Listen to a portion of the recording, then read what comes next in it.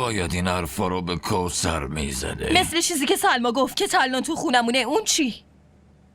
اون ازت بزرگتره. بهش بگو خواهر. نه خیرم، تو دعوا حلوا پخش نمی‌کنم. فقط میگم سلما. کی سر عقل میای؟ اگه معنی عقل داشتن بی احترامی دیدنه هیچ وقت.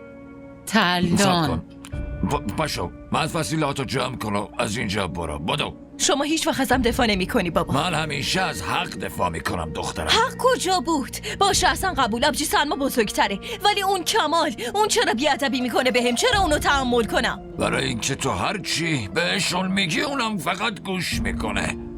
حالا اینم جواب تو داده. آره خب چرا جواب نمیده؟ این آدمی که ساکت اینجا نشسته تو اتاق کلی از دوست داشتن بهم میگه، ولی جلوی 4 نفر ازم دفاع نمیکنه. خب به عنوان همسرش بردت خونش، مگه بچه ای؟ دیگه برای چی کار کنه؟ معلوم نیست چته. خدا چی کار میکنی؟ چی به بابات میگی؟ آخه یکم فکر کن. دستمو ول کن. گفتم دستمو ول کن. باشه تلاش کن. دستتو در آوردی من میرم. دستمو ول کن افضل، وگرنه گازت میگیرم. گازم بگیر ببینم. پاشو برو، اینجا خونه بابامه، از اینجا برو.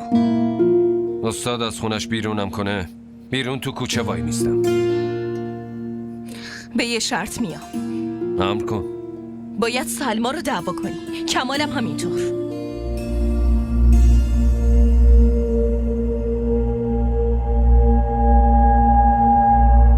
همین فردا صبح بهتون میگم، همین اول وقت بهتون خبر میدم. خداحافظ باشه.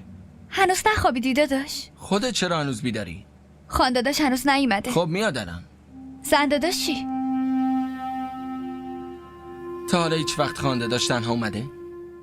نمیدونم چرا اینجوری میکنه. امروز که اومد خب ازش بپرس، بهش بگو مشکل چیه زن داداش؟ چرا اینجوری میکنی؟